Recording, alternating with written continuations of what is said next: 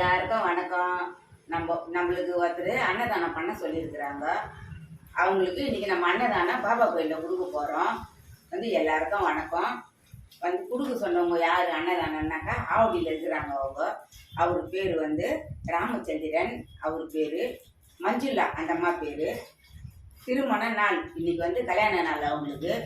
இன்று போல் என்றும் நல்லா இருக்கணும், அவங்க வாழ்க வளமுடன். இதை நம்ம சமையல் செய்துக்கிறோம் பாருங்க.